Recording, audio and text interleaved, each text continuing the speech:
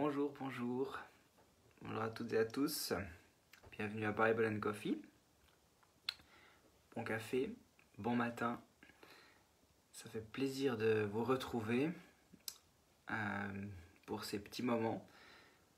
On va vraiment se lancer dans cette nouvelle semaine avec des Bible and Coffee réguliers jusqu'aux vacances d'été. On s'est fixé là 4 semaines, donc on sera plusieurs à intervenir dans ces petits moments. Et puis on garde la même idée, que ce soit simple et voilà, simple et vrai finalement. Donc voilà, soyez les bienvenus. Bonjour Claudia, bonjour Carla. Peut-être Pierrick aussi qui est avec Carla. Peut-être Raphaël qui est avec Claudia. Voilà, si vous êtes en couple, c'est cool. Content d'être avec vous. Yes. Coucou à tous. Alors ce matin, déjà j'aimerais dire que pour moi je suis content de reprendre en fait. Et puis je réalise que c'est pas facile, en tout cas pour moi, de garder les bonnes dispositions. Et puis je vous assure que ces petits moments m'aident beaucoup. Donc la semaine passée on n'en a pas eu, c'était vraiment dur pour moi de me lever et puis de garder ces bonnes habitudes prises. Donc voilà, des fois je me surprends moi-même, je dis mais purée quand même, j'ai de la peine à persévérer vraiment. Donc c'est vraiment cool de vivre ça ensemble. Et puis bonjour Joël aussi. Donc voilà, c'est vraiment chouette de le vivre avec vous.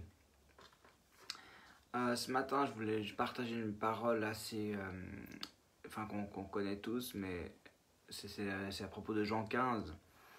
Jean 15, c'est la parole du cep et des sermons. On en a parlé d'ailleurs la semaine passée avec un petit groupe de gars. On en a parlé assez rapidement. Mais il y a toute cette notion de porter du fruit.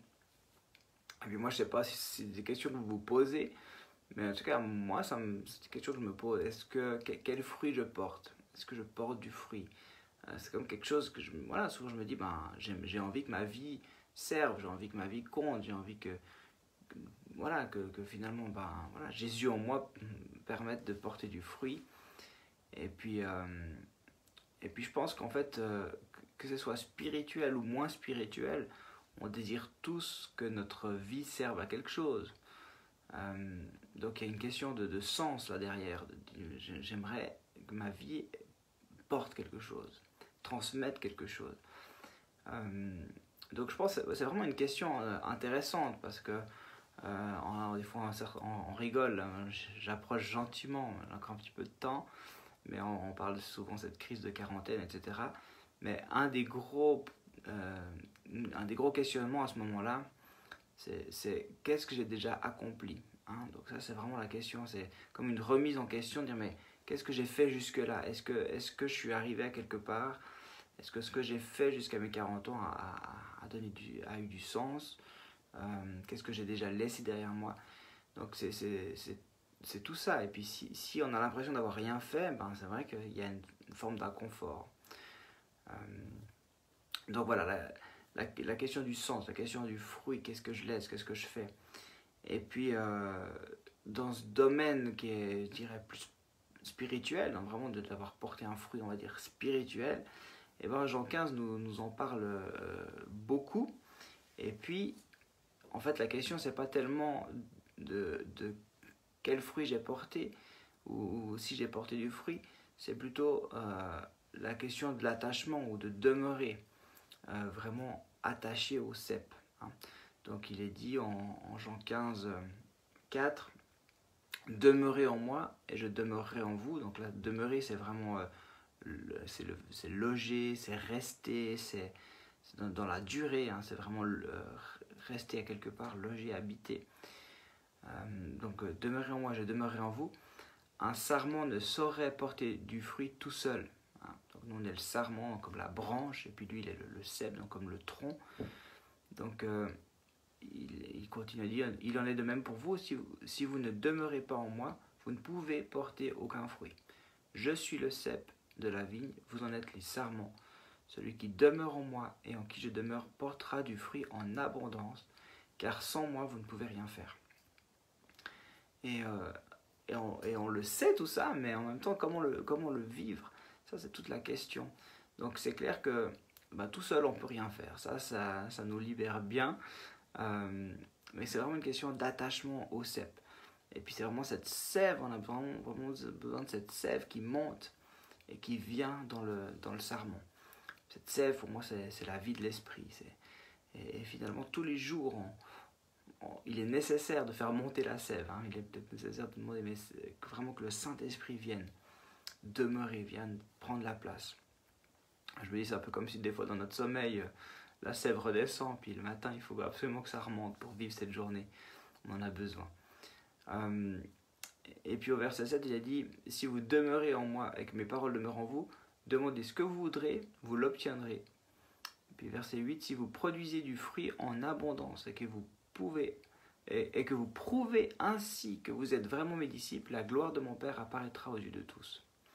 Donc c'est quand même assez fort, mais en tout cas la question du fruit, elle est pertinente pour nous, mais elle est importante aux yeux de Dieu, parce qu'on voit là que son désir, c'est qu'on porte du fruit, puis s'il n'y a pas de fruit, si le sarment ne porte pas de fruit, il le coupe, et puis s'il porte du fruit, il va quand même le couper, il va le tailler, le terme est un tout petit peu différent, c'est couper ou émonder, et puis en fait l'émondage, c'est vraiment pour porter plus de fruits encore.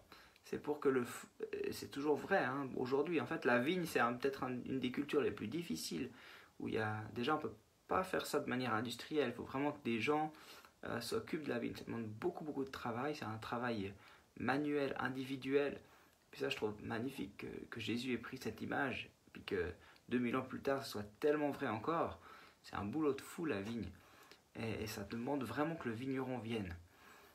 Et effectivement, émonder la vigne, c'est la partie peut-être la plus importante pour qu'il y ait vraiment beaucoup de fruits et un fruit de qualité. Donc pour la quantité et la qualité, chaque année, il faut tailler la vigne. Chaque année, c'est obligé.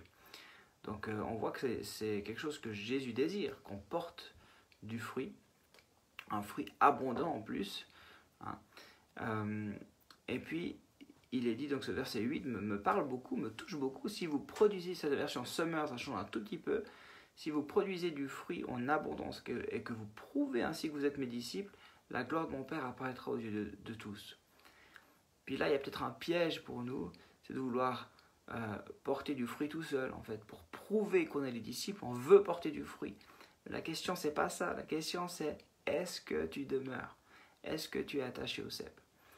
Alors, peut-être demain j'aimerais un petit peu continuer avec, en parlant plutôt du verset 7 et du verset 16 qui font écho, on va y revenir du coup, mais peut-être voilà, pour aujourd'hui c'est déjà vous poser cette question voilà, comment vivez-vous cet attachement au cep, et puis par rapport aux fruits, voilà, honnêtement, comment vous vivez cette question du fruit? Est-ce que c'est une réelle question? On peut même s'écrire, hein, on peut même laisser un petit commentaire. C'est vraiment une réelle question pour vous. C'est un désir de porter du fruit. Est-ce que vous avez l'impression de porter du fruit? Qu'est-ce que ce serait pour vous porter du fruit? C'est quoi ce fruit pour vous? Et voilà, donc c'est un petit peu des questions que je vous laisse. Je vous ai peut-être pas beaucoup fait avancer, je vous laisse beaucoup de questions, mais ça m'intéresse en fait d'avoir un petit peu votre écho. Voilà, qu'est-ce que c'est ce fruit, comment vous le vivez-vous, et puis qu'on puisse aller un petit peu plus loin. Ok, mais dans tous les cas, ce que je peux vous encourager à vivre, c'est ce que vous faites ce matin, parce que si vous êtes là, c'est qu'il y a ce désir-là, c'est vraiment de laisser le Saint-Esprit monter en vous, laisser cette sève monter, pour que aujourd'hui dans votre journée, il y ait quelque chose de Dieu, un goût du royaume de Dieu. Amen. Dans vos discussions, dans vos partages, dans les encouragements que vous allez donner aux autres, l'amour que vous allez transmettre, qu'il y ait un goût du royaume de Dieu. Peut-être qu'il y a un élément de réponse là. Hein.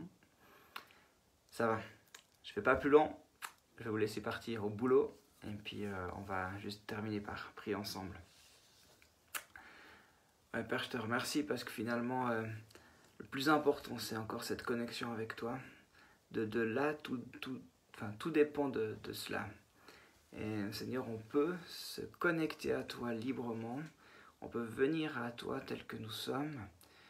Et c'est un tel privilège. Seigneur Jésus, merci ce matin de nous faire honneur encore de ta présence par ton Esprit Saint en nous.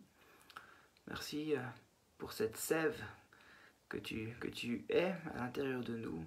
On veut te laisser encore prendre toute la place. On veut te demander que ton Esprit vienne remplir nos vies, nos cœurs, que nos pensées aussi soient soumises à ton Esprit, que tout ce qu'on va dire aujourd'hui soit aussi soumis à ton Esprit Saint, Jésus.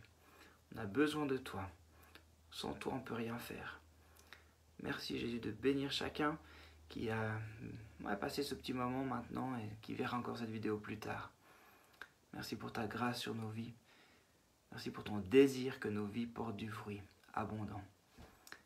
Dans le nom de Jésus, Amen. Amen, Amen. Alors, à demain. Donc demain, c'est encore moi. Et puis après, à partir de mercredi, ça change. Et c'est très bien comme ça. Je suis très heureux.